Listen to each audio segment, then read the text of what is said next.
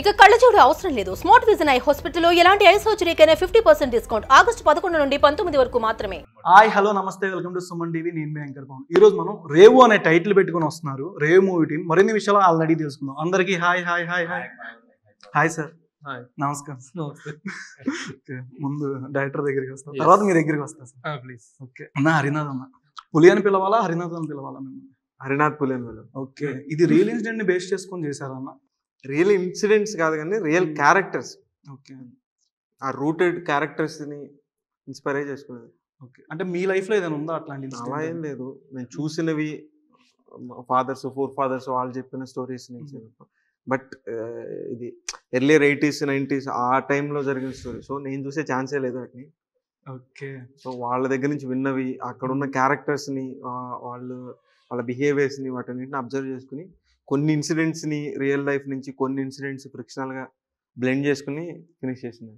Okay, Vamsi గారు మీ character చెప్పగానే particular key point ఏ point బాగా నచ్చింది మీకు మీ క్యారెక్టర్లో? యాక్చువల్గా విలన్స్తో పాటు వచ్చే క్యారెక్టర్స్ మధ్య వచ్చే ఆ థింగ్ బాగా నచ్చింది మాకు. యాక్చువల్గా వాళ్ళిద్దరితో ఫేస్ ఆఫ్ వాళ్ళిద్దరితో ఎప్పుడైతే వెళ్ళి డైలాగ్స్ చెప్పి యాక్షన్ ఎపిసోడ్స్ ఉంటాయి కదా, అవి అక్కడ బాగా అనిపించింది. ఫస్ట్ డెబ్యూ ఫిల్మ్ అన్న? అవును, డెబ్యూ. అందరికీ డెబ్యూ. ఇప్పుడు దీంట్లో యాక్ట్ చేసిన ప్రతి ఒక్కరికి డెబ్యూ. చాలా మంది అంటే కొంతమంది సీనియర్స్ ఉన్నారు డైరెక్టర్ గానీ, అందరికీ debut. Okay sir, producer sir, అంటే కొత్త వాళ్ళని పెట్టుకొని తీస్తే సినిమా ఇప్పుడు అంటే థియేటర్ పరంగా చూసుకుంటే స్టార్ క్యాస్ట్ ఉంటే కానీ ఆడియన్స్ ఎవరు సినిమాకి రావట్లా. వీళ్ళని నమ్మి మీరు ఎట్లాగా ప్రొడ్యూస్ అంటే ఏం చెప్తారు? డైరెక్టర్ నమ్మారా, కథను నమ్మారా? నేను ఈ సినిమా నమ్మాను డెఫినెట్గా చెప్తున్నాను అన్ని ఇంటర్వ్యూస్ లో కూడా.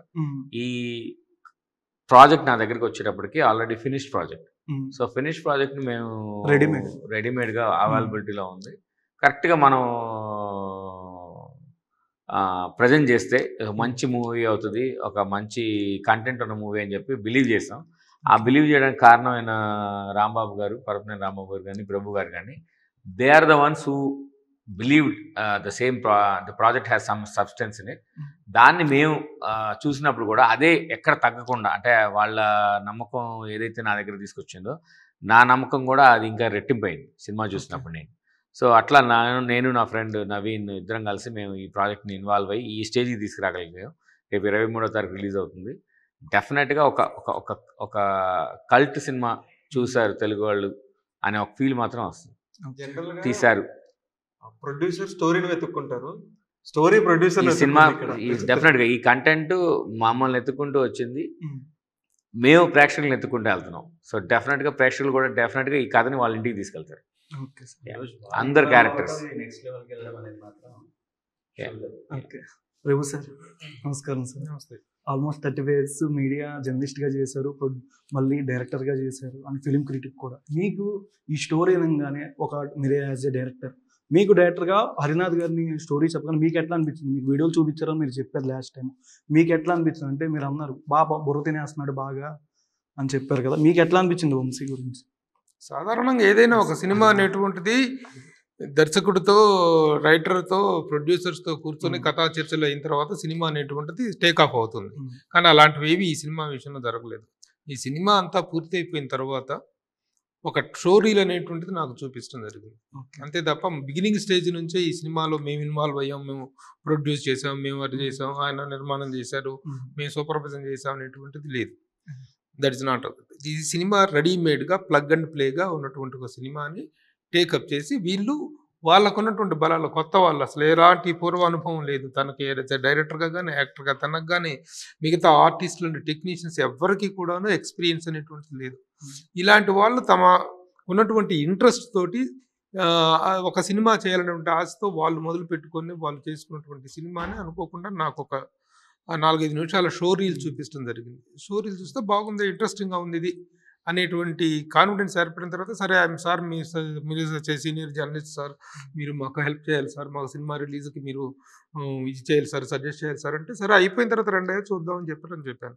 చెప్పిన తర్వాత అయిపోయిన తర్వాత మొత్తం కంటెంట్ తీసుకుని వచ్చేసి ఒక రోజున సినిమా చిన్న ల్యాప్టాప్లో చూడటం జరిగింది. పెన్ డ్రైవ్లో తీసుకుని వస్తే ల్యాప్టాప్లో చూడటం జరిగింది. అప్పటికి ఆర్ఆర్ కానీ సినిమా సంబంధించినటువంటి టెక్నికల్ సపోర్ట్ ఏది లేదు. ఒక రా కట్ని మేము చూడటం జరిగింది. చూసి బాగుంది, ఇది ఇంట్రెస్టింగ్గా ఉంది సినిమా, ఇట్స్ గోయింగ్ గుడ్ అనేటువంటి కాన్ఫిడెన్స్ ఏర్పడిన తర్వాత అప్పుడు ఓకే వీళ్ళు దీన్ని ఎలా మేము ప్రమోట్ చేద్దాం అనుకున్న టైంలో నాకు మిత్రుడు రాంబాబు, తర్వాత నేను రాంబాబు సినీ జోష్ పత్రిక అధినేత తను జాయిన్ అవ్వటం, ఇద్దరం కలిసి అనుకుంటే ఎవరైనా ప్రొడ్యూసర్స్ దీనికి ఈ టేస్ట్ని అర్థం చేసుకుని సినిమాలో ఉన్న డెప్త్ని అర్థం చేసుకుని ఒక ప్రొడ్యూసర్ ఏమన్నా దొరికితే వీ విల్ గో ఫార్వర్డ్ అనుకున్న టైంలో మురళీ గింజపల్లి గారు అలాగే నవీన్ పారుపల్లి గారు వారి మిత్రులు ఆయన వాళ్ళిద్దరూ yes they have come forward బాగుందంటే వారు అమెరికా నుంచి వచ్చారు. మురళీ గారు అమెరికా నుంచి ఇక్కడికి వచ్చినప్పుడు చూపిస్తే ఆయనకి ఇమీడియట్గా చూసి నాకు చాలా బాగా నచ్చింది, నేను ఇమీడియట్గా నేను టేకప్ చేస్తానని చెప్పేసి ఆయన ముందుకు రావడంతో ఈ రేవు అనేటువంటిది ప్రేక్షక తీరాలకు చేరుతుంది. అది ఆ విధంగా ఈ సినిమా టేకాఫ్ జరిగింది. అంతేకాని బిగినింగ్ నుంచి ఇదిలో లేదు. అంటే ఎంత రిస్క్ ఇందులో ఇన్వాల్వ్ అయ్యిందంటే కొత్త వాళ్ళు, కొత్త మొహాలు, ఆర్టిస్టులు కానీ టెక్నీషియన్స్ కానీ ఎవరికి ప్రీవియస్ ఎక్స్పీరియన్స్ లేని వాళ్ళ మీద ఇంత పెట్టుబడి పెట్టి పబ్లిసిటీ పాయింట్ ఆఫ్ వ్యూలో కానీ మేకింగ్ విషయంలో కానీ ఇంత రిస్క్ తీసుకోవటానికి మమ్మల్ని ప్రొవోక్ చేసిందంటే విషయంలో సినిమాలో ఎంత కంటెంట్ ఉంది, ఎంత డెప్త్ ఉంది అనే విషయం అర్థమవుతుంది.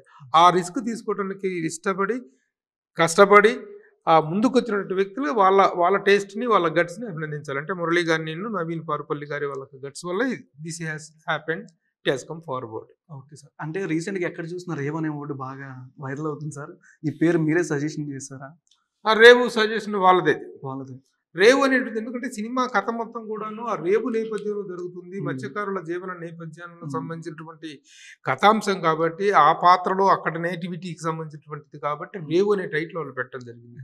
అయితే కథ మొత్తం సినిమా మొత్తం చూసిన తర్వాత the land of blood shed అనేటువంటి ఒక ట్యాగ్ లైన్ మాత్రం నేను ఇవ్వటం జరిగింది. ఎందుకంటే కథకి కరెక్ట్గా యాప్ట్ అయ్యేటువంటి ట్యాగ్ లైన్ అది. కథలో ఉన్నటువంటి ఇమోషనల్ డెప్త్ని, ఆ కథలో ఉన్నటువంటి ఆ వైలెంట్ కంటెంట్ని రిప్రజెంట్ చేసేటువంటి ఒక ట్యాగ్ లైన్ కావాలి అనుకున్నప్పుడు నాకు తట్టినటువంటి tag line the land of bloodshed. మీకు బాగా స్టోరీలో నచ్చిన పాయింట్ ఏంటి సార్? నాకు వైలెన్స్, యాక్షన్ పరంగా అంటే కథని నడిపిన విధానం పర్టికులర్గా ఒక పర్టికులర్ పాయింట్ మీద ఎప్పుడు ఏ సినిమా నచ్చదు. మొత్తం ఓవరాల్ కంటెంట్ ఏమిటి, overall flow of the film ఎలా ఉంది, పాత్రల కన్సీవింగ్ ఎలా ఉంది, కథను ఎలా టోటల్గా ఎలా నరేట్ చేశాడు, ఇవన్నీ టెక్నికల్గా ఎలా చూపించగలిగారు, ఎంత ఇంట్రెస్టింగ్గా షార్ట్ కంపోజింగ్ జరిగింది, ఇంత చక్కగా స్టోరీని కూర్చున్నంతసేపు ఎంగేజింగ్గా చెప్పగలిగాడు అనేటువంటిది ఓవరాల్ సినిమా. ఈ పర్టికులర్ సీన్ ఆ పర్టికులర్ సీన్ అనేటువంటిది కాదు. ఆ విధంగా మొత్తంగా అంటారు film makes us sit in the ఒక సీటెడ్జ్లో కూర్చోబెట్టే ఇది సెకండ్ హాఫ్. ముఖ్యంగా విలన్స్ క్యారెక్టర్, రెండు అన్నదమ్ముల విలన్స్ క్యారెక్టర్ సెంటర్ అయిన దగ్గర నుంచి ఒక సీటెడ్జ్ ఎంగేజింగ్ కంటెంట్తో వెళ్తుంది సినిమా. ఓకే. ఈ టైంలో ఏం చేస్తావు అన్నా నువ్వు? ఈ టైంలో ఏం చేస్తావని? ఏ టైంలో అయినా? ఈ టైంలోనా? ఈ టైంలో ఏముంటాయి, స్టోరీ డిస్కషన్ కూర్చుంటే కొత్త స్టోరీ ప్రిపేర్ చేద్దామని ఆలోచిస్తాము. సో దానికి ఇంకేమైనా యాక్టింగ్ ప్రిపేర్ చేసుకున్న ఆ పనులు ఎక్కువ చేస్తూ ఉంటాం. నేను ఆ డైలాగ్ సీన్లో చెప్తున్నా, సినిమాలో ఆ డైలాగ్ సీన్ అడుగుతున్నా. అన్న డైరెక్టర్ గారు బాగా ఇబ్బంది పెట్టేశారు, తీసుకెళ్ళి చంపేశారు అని అన్నాం, చంపేసే పరిస్థితుల దాకా వచ్చినాయి అని అన్నాం. అందరి దగ్గర నుంచి అదే లాక్కున్నాడు అనమాట, ప్రతి ఒక్కరి దగ్గర నుంచి ఓపిక్గా. అంటే మా ఒక యాక్టర్ తెలియదు వాళ్ళలో ఎంత ఉందా ఏంటనేది, బట్ ఒక డైరెక్టర్ అనేవాడు దానిలో నుంచి అంత రాబట్టగలడు. సో ఆ విషయంలో మాత్రం మామూలుగా బాగా చదువుకోవాల్సిన పిల్లల్ని టీచర్లు రుద్దుతారు, చేపను రుద్దుతారు అంటారు. ఆ విధంగా రేవులో పడేసి అది కాదే డైరెక్టర్, రేవులో చేపలను రుద్దినట్టు రుద్దబెట్టి అంత అద్భుతమైన పర్ఫార్మెన్స్ వచ్చింది. కొత్త యాక్టర్స్ దగ్గర నుంచి రేవు అనేది ఎలా అయిందంటే మా ఫ్రెండ్స్ అందరం కలిసి చేసాం, ప్రతి దానిలో అందరూ ఇన్వాల్వ్ అయినారు. అది ప్రభు గారి దగ్గరికి వెళ్ళిన తర్వాత ఆయన ఫ్రెండ్ రాంబాబు గారు వచ్చారు, ఆయన దగ్గరికి వెళ్ళిన తర్వాత రాంబాబు గారి ఫ్రెండ్స్ ఇద్దరు వచ్చారు. అలా ఒక ఫ్రెండ్షిప్ అనేది రేవు చుట్టూ ఫామ్ అయిపోయింది. ఒకసారి వీళ్ళందరినీ కూడా తీసుకెళ్లాల్సిందమ్మా. మధ్యలో బోట్ డ్రైవర్ కొంచెం మస్కా కొట్టారని చెప్పారు కదా, ఒకసారి ప్లాన్ చేయొచ్చు కదా అందరితో. ఎక్స్పీరియన్స్ ఉండాలి కదా అందరికీ. వస్తాము తిరిగి వస్తాము అనేది నమ్మకాలు మాకు లేదు. ఒక మూమెంట్ మరి ఎలా తీసుకెళ్ళిపోతాం అన్న అంత లోపలికి? తీసుకెళ్ళిపోతాం, వెళ్ళాల్సి వచ్చింది. ఈత వచ్చా అన్న? ఈత వస్తే మాత్రం సముద్రం వేస్తావు నువ్వు. మామూలుగా జస్ట్ ఉండడానికైనా కసేమైనా కొడతారు కదా కొంచెం. పొద్దున్న ప్రేక్షకులు కూడా అంత లోతుకి థియేటర్లోకి తీసుకెళ్తారు, వాళ్ళ లోతుల్లోకి తీసుకెళ్తారు క్యారెక్టర్స్. డెఫినెట్గా. అన్న మీది ఫస్ట్ డెబ్యూ ఫిల్మ్ అనుకుంటా, డైరెక్షన్ కానీ సినిమాటోగ్రఫీ బాగా ఎక్సలెంట్గా ఉంది. అంటే స్టార్టింగ్ ఒక వర్షం పడేది, షార్ట్ అన్నది బాగా పెట్టారంటే కిందకి దశవతారంలో ఉంటుంది. స్టార్టింగ్ బోట్ సీన్ ఒకటి లాగా మనకు వచ్చేది సాంగ్ కానీ, మళ్ళీ రీసెంట్ గా అంతం సాంగ్ అనేది 135K వ్యూవర్షిప్ వచ్చింది అన్న. ఎక్సలెంట్ గా ఉంది సాంగ్ కూడా. ఓలే ఓలే సాంగ్ చూడడానికి సంథింగ్ పల్లెటూరులో మనకి నవ్వులలో సంథింగ్ ఏమంటారు పాడుతూ ఉంటారు, గుడ్లగార కొంతమంది కథలు చెప్తూ మనకి వినిపిస్తారు కొద్దిగా. ఆ సాంగ్ అట్లా అనిపించింది. సాంగ్ సిచ్యువేషన్ కూడా అది సిచ్యువేషన్ కూడా. అంటే రొమాంటిక్ సాంగ్ ఏదైనా ఎక్స్పెక్ట్ చేయొచ్చా తర్వాత? ఉంది కదా, ఒక క్లాసికల్ సాంగ్ ఒకటి ఉంది. రొమాంటిక్ సాంగ్ అంటే ఏదో చేద్దాం అనుకుంటారు కదా, అట్లా కొద్దిగా యంగ్స్టర్స్ కి కావాల్సి ఉన్నాయి, చిన్న చిన్న ఇవి ఉన్నాయి కానీ, బట్ వన్స్ ఒక్కసారి సినిమాలో కూర్చున్న తర్వాత ఇది రావట్లేదు, ఇది లేదు అనే ఫీలింగ్ రాదు. ఆ సాంగ్ కూడా ఉంది సినిమాలో. ఆ సాంగ్ కూడా ఉంది. We want that. సార్ చెప్పారు కదా చిరంజీవి గారి రిఫరెన్సెస్ ఉన్నాయని చెప్పి, అలాంటి ఒక మంచి సర్ప్రైజ్ ఉంది. అంటే ఏమైనా రీక్రియేట్ ఏమైనా చేస్తున్నారు? లేదు అలా కాదు, చిన్న రిఫరెన్స్ తో సినిమా చూస్తే అర్థం అవుతుంది. దట్ టు ఆయన బర్త్డే నెక్స్ట్ డే వస్తున్నాం మేము ట్రిబ్యూట్ గా. అందరూ డై హార్ట్ చిరంజీవి గారి ఫ్యాన్స్ ఉన్న టీం అందరూ definitely love this song. Sir Chiranjeevi గారి సినిమా చూపించారా మీరు పర్సనల్ గా? ఈ సినిమా ఆయన ఇన్స్పిరేషన్ తోటి ఆయనకి జన్మదిన శుభాకాంక్షలు తెలియజేసుకుంటూ ఆగస్టు 23న రిలీజ్ చేసుకుంటున్నాము అంతే. ఆయన is in inspiration to all of them. వీళ్ళు చేసిన ప్రతి ఒక్కళ్ళు కూడా ఆయన డైహార్డ్ ఫ్యాన్స్. ఆ డైరెక్టర్ దగ్గర నుంచి ప్రొడ్యూసర్ దగ్గర నుంచి అందరూ డైహార్డ్ ఫ్యాన్స్ ఆయన. అయితే సినిమాలో కూడా కంటెంట్ లో కూడా సినిమాలో కూడా చిన్న చిరంజీవి గారి రెఫరెన్స్లు, సినిమాలో కూడా 1-2 సందర్భాల్లో చిరంజీవి గారి రెఫరెన్స్లు ఉంటాయి. అంటే కథా వస్తువు 80s నాటి ఖైదీ సినిమా, కొండబెట్టి సింహం, ఆ టైం రిలీజ్ అయినటువంటి సినిమా, ఆ టైం పీరియడ్ అది సినిమా కథ కాలం టైం పీరియడ్. కాబట్టి ఆయన రెఫరెన్స్లు 2-3 సందర్భాల్లో ఉంటాయి. ఇక వీళ్ళందరూ కూడా ఆయన డైహార్డ్ ఫ్యాన్స్ కాబట్టేసి అదే సమయానికి సినిమా రిలీజ్ అవుతుంది కాబట్టి, ఆగస్టు 23వ తారీఖున రిలీజ్ అవుతుంది కాబట్టి, 22వ తారీఖున చిరంజీవి గారి బర్త్డే వస్తుంది కాబట్టి ఆ రోజు రిలీజ్ చేయొచ్చు కదా సార్. అంటే ముందే అది గురువారం అవుతుంది. చిన్న సినిమాలు 3 రోజులు థియేటర్లో 10 వీక్స్ డే సస్టైన్ చేయడం అనేటువంటిది సాధ్యపడే విషయం కాదు. నిజంగా చిరంజీవి గారిది ఇంక 22నే రావచ్చు మేము. ఆ రోజు గురువారం వచ్చింది.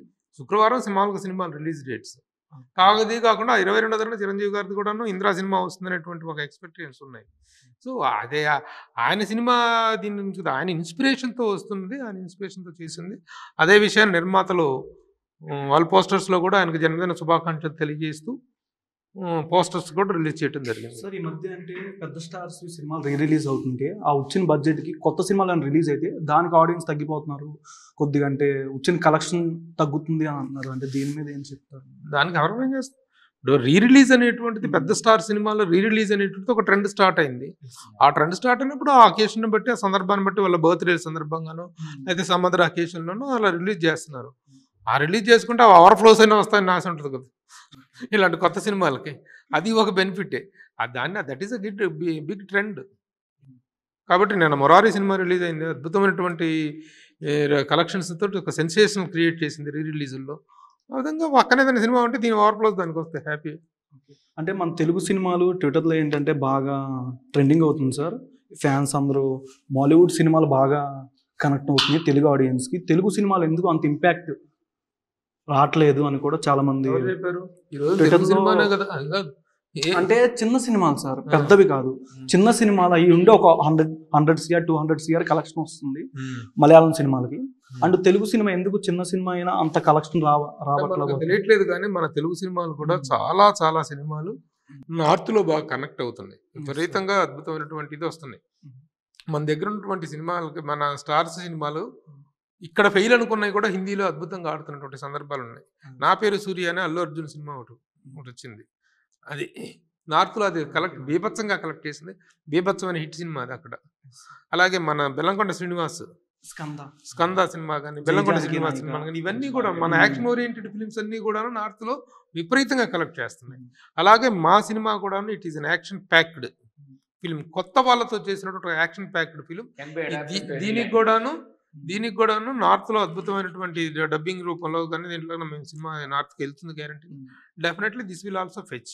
అంటే ఒకే రోజు పాన్ ఇండియా ఎందుకు రిలీజ్ చేయట్లేదు? పాన్ ఇండియా స్టేజ్లో రిలీజ్ చేసేటువంటి కాదు ఒక సినిమా. ఈ సినిమాకి ఒక రేంజ్ ఉంటుంది.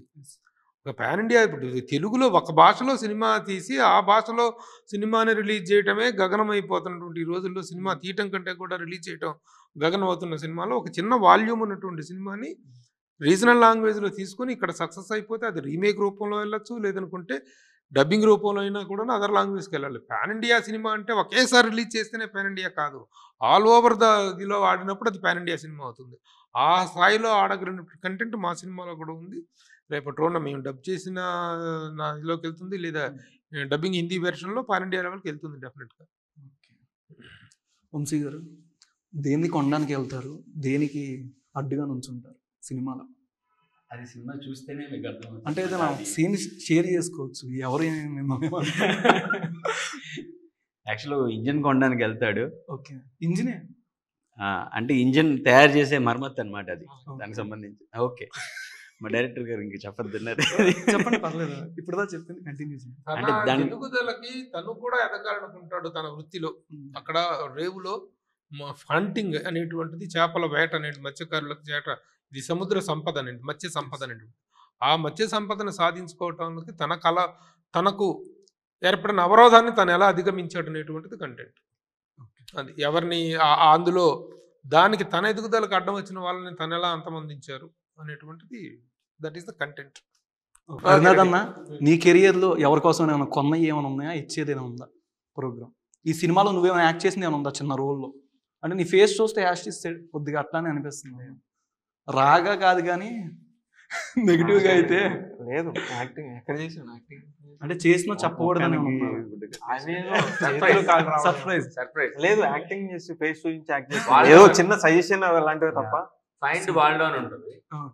ఫైండ్ వాల్డో అని మనం ఒక చిన్న బొమ్మ ఇచ్చి అందులో వాల్డోని కనుక్కోమంటారు. అట్లా మేము ఈ సినిమాలో ప్రేక్షకులను అడుగుతున్నాం, find director in the movie. వాళ్ళకి చేస్తే మీరు కనుక గుర్తుపట్టి హీరోని డైరెక్టర్ కనుక మీరు గుర్తుపడితే మేము మీకు ఒక మంచి ప్రైజ్ ఇస్తాం. ఓకే, ఫస్ట్ ప్రైజ్ నాకే ఇవ్వాలి, మా సార్ నాకు చెప్పేస్తారు. సార్ ఇప్పుడు రేవు అనగానే అందరూ షర్ట్లు వేసుకున్నారు, అసలు బోట్ ఉండాలి కదా ఇక్కడ. రేవు అనగానే ఒక పడవ, దాంట్లో కూర్చొని మనం ఇంటర్వ్యూ చేస్తే ఇంకా బాగుండేది కదా. చాలా బాగుంటుంది. కర్రుంటే పక్కన డైరెక్టర్ గారు సీజీలో వేస్తామని చెప్పారు. అసలు ఎక్కడ సీజీ షాట్ యూజ్ చేయనట్టు ఉంది కదన్న, మొత్తం ఒరిజినల్ ఫీల్డ్ లో అనిపిస్తుంది. అంటే మాక్సిమం సినిమా అంతా కూడా న్యాచురల్ అప్రోచ్ తో ఉంటాయి.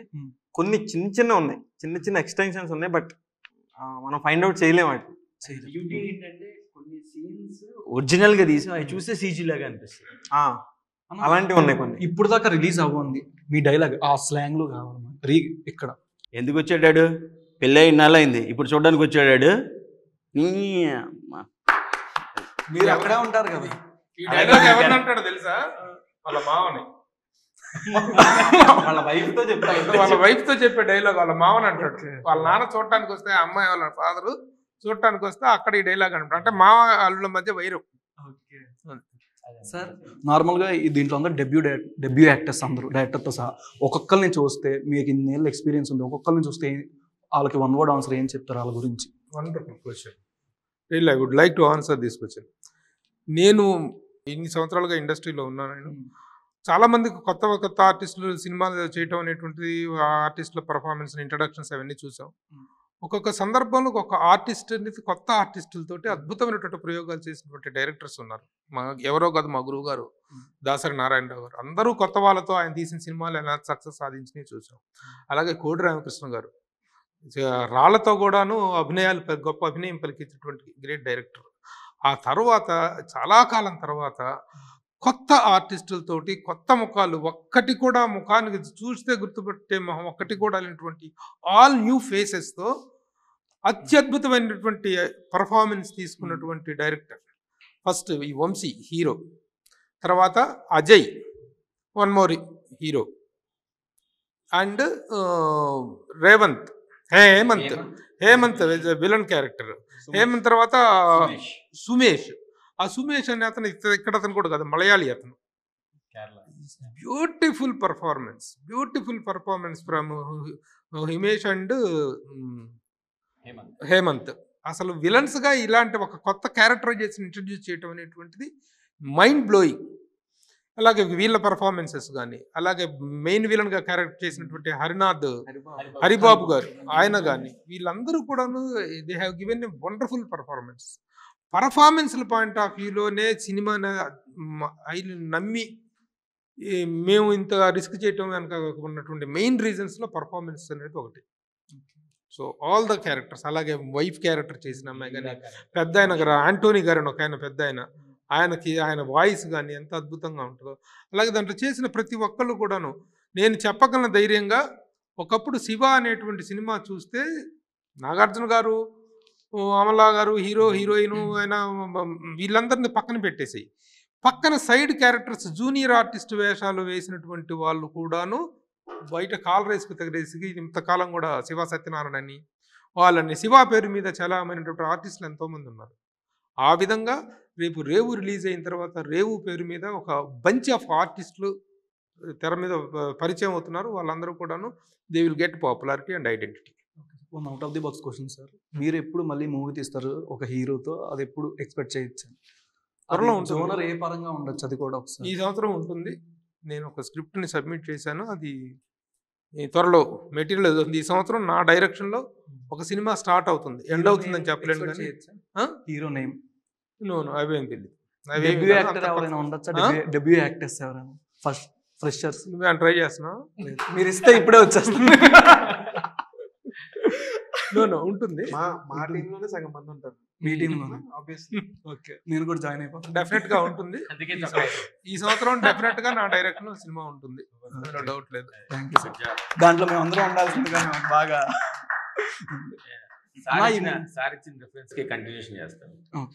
ఈ మూవీలో అంటే శివ రిఫరెన్స్ ఇస్తున్నారు కాబట్టి చెప్తాను. శివ రిఫరెన్స్ లో మనకి శివ సత్యనారాయణ, ఉత్తేజ్ గారు ఒక్కొక్క క్యారెక్టర్ ఈ రోజున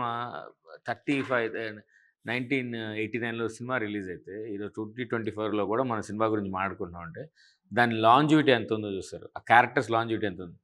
అలాంటిది రేవుతో స్టార్ట్ అవుతుంది. మనం అర్జున్ రెడ్డిలో మహా గుర్తుపెట్టుకుంటే ఒక 10 మంది కూడా లేరు యాక్టర్స్ ఆ గుర్తుపెట్టుకోవడానికి. మెయిన్ ఒక విజయ్ దేవరకొండ తప్పి ఈ సినిమాలో శివ తర్వాత అంతమంది క్యారెక్టర్లను గుర్తుపెట్టుకుంటారు ఈ సినిమాలో. ఒక చిన్న క్యారెక్టర్ చేసిన మణి అనే క్యారెక్టర్ ఉంటాడు. ఆ క్యాండిడేట్ మన ఇంట్లో మనిషిలాగా మణి ఏరా ఏం చేస్తారా మణి అని మాడుకుంటాం. విలన్ని మనం తిట్టిపోసినంత తిట్టిపోయి ఇంకా వాళ్ళిద్దరిని విలన్స్ ఇద్దరిని అసలు న్యూ ఏజ్ విలన్స్ అనమాట. వాళ్ళు అంత అసహించుకుంటాం. అంటే తీసుకెళ్తాం వాళ్ళు మనం ఏంటి సినిమాలో క్యారెక్టర్లే వాళ్ళు, కానీ మనం అంతగా అసహించుకున్నట్టుగా ఆ క్యారెక్టరైజేషన్ చేశాడు ఆ డైరెక్టర్. సో ఒకప్పుడు సినిమాలు అంటే సాక్షి రంగారావు గారు అనేటువంటిది సాక్షి సినిమాలో చేపట్టే, షావుకారు సినిమాలో చేపట్టి షావుకారు జానకి అనేటువంటిది ఎట్లా వేరుపడిందో ఆ విధంగా వీళ్ళకి రేవు వంశీ అని, రేవు అజయ్ అని, రేవు రేవంత్ అని, హేమంత్ అని ఇలాంటి టైటిల్స్ గ్యారంటీగా వచ్చే అవకాశం డెఫినెట్ గా ఉంది. The land of blood shed అని రాదా సార్ కింద మీరు పెట్టిన టైటిల్? అది నేను పెట్టింది. దాంతో కూడా రాదా? రేవు అనే చెప్తున్నారు కదా అని. రేవు అనే చెప్తున్నారు, అది కూడా చెప్పట్లేదు మీరు కింద. రేవు the land of bloodshed tag line చెప్పరు కదా. Tag line is to be read. Okay okay. అంటే మూవీ ప్రమోషన్ ఏ బీచ్ లో ఎక్కడ ప్లాన్ చేస్తున్నారు? ఎవరెవరు ఉంటారంటే అందరూ మధ్యలోకి తీసుకెళ్ళిపోతారా? రేవు సినిమాని ప్రేక్షకులు థియేటర్ లో చూడండి. రేపు ఆగస్టు 23వ తారీఖున రిలీజ్ అవుతుంది. ఒక గొప్ప సినిమా తీసామని కాదు, బట్ మిమ్మల్ని మాత్రం ఖచ్చితంగా ఎంటర్టైన్ చేసేటువంటి ఒక షీర్ ఎంటర్టైనర్ మేము ఇస్తున్నాం అనేటువంటి కాన్ఫిడెన్స్ మాకుంది. మీ అందరి బ్లెస్సింగ్స్ కావాలి. ఆగస్టు 23న థియేటర్లో సినిమా చూడండి. Thank you very much. Thank you so much sir. And me valuable time నాకు ఇచ్చారు. మూవీ మంచి బ్లాక్ బస్టర్ అవ్వాలని మనస్ఫూర్తిగా కోరుకుంటున్నాను. Thank you so much. Suman టీవీలో మీ పర్సనల్ అండ్ బిజినెస్ ప్రమోషన్స్ కోసం కింది నెంబర్కి కాంటాక్ట్ చేయండి.